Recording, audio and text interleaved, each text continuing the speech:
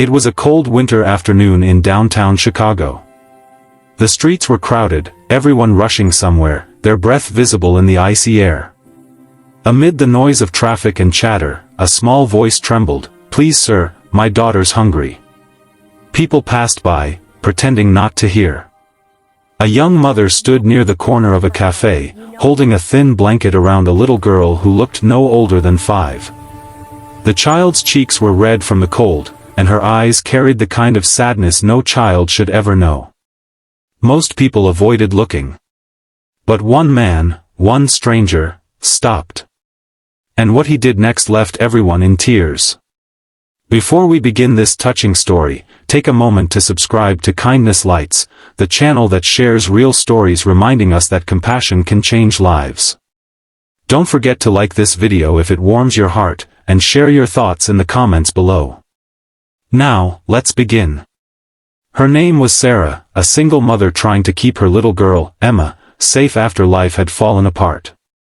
Just months earlier, Sarah had a job at a small diner, enough to pay rent and buy groceries. But when the diner closed without warning, she found herself without a paycheck and without a plan. Bills piled up. The landlord wanted rent. The electric company wanted payment. And as the cold days of December came closer, Sarah realized she couldn't keep up. She sold her TV, then her old laptop, even her favorite coat. Each time, she told herself, just a little longer.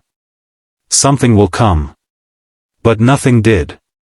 That morning, she hadn't eaten. She'd given the last packet of instant oatmeal to Emma, pretending she wasn't hungry. Now, as she held her daughter close, the child whispered, "Mommy, my tummy hurts." Sarah's eyes filled with tears. She looked around desperately, hoping for someone, anyone, who might care. Then she saw a man in a tailored black coat stepping out of a cafe, holding a steaming cup of coffee. "Please, sir," she said, her voice cracking, "my daughter's hungry." The man stopped mid-step. He turned toward her, studying her face. He looked like someone who had everything: money, comfort, success. And for a second, Sarah wished she could disappear. But instead of walking away, he crouched down so he was eye level with little Emma. "What's your name, sweetheart?" he asked softly. "Emma," the little girl said, clutching her mother's hand. The man smiled. "Emma, what's your favorite food?" "Pancakes," she whispered shyly.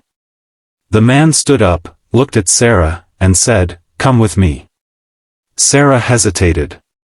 She'd been turned away before, humiliated before. "Sir, we're not asking for money, just something for her to eat." He nodded. "Exactly. Let's get her pancakes." Inside the cafe, warmth wrapped around them like a blanket.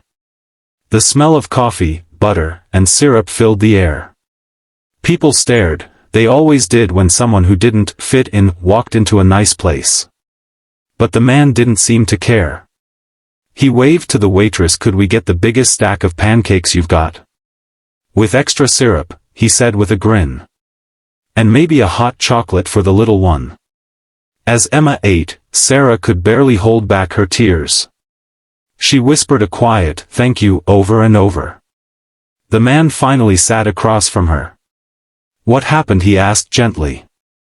Sarah told him everything: how she lost her job, how she'd been looking for work, how she'd been staying at a friend's basement but didn't know how much longer they could stay. She told him she wasn't lazy or hopeless, just tired. He listened without interrupting, without judging. When she finished, he said, "You know, I was raised by a single mom too." Sarah looked up in surprise. He continued, "We didn't have much. But one day, when I was about Emma's age, a stranger bought us dinner. My mom cried the whole night, not because of the food, but because someone cared. That act of kindness changed how I saw the world." He reached into his coat pocket and pulled out a card. "My name's Michael, and I own the cafe across the street and a few more around the city. I need a new hostess, someone kind, good with people. It's not a big job, but it's steady work. Are you interested? Sarah blinked, unsure if she heard him right. You mean, a job? He smiled. Yes, a job. And pancakes for life for this little one. Sarah laughed through her tears, something she hadn't done in months. I don't know what to say. Say you'll come in tomorrow at 9, Michael said. And maybe say you'll pay it forward someday. A few weeks later, Sarah was back on her feet. She worked hard, always polite, always smiling. Customers loved her warmth, her gentle way of speaking. And every morning, little Emma came by for her pancakes before preschool. People who remembered that cold day still talked about it. Some even started their own acts of kindness, buying breakfast for a stranger, donating coats, helping families in need. One small moment of compassion had started a quiet chain reaction. Months later, on a busy Saturday morning, Sarah noticed a young man outside the cafe, shivering in the cold. She stepped outside and handed him a warm sandwich and coffee.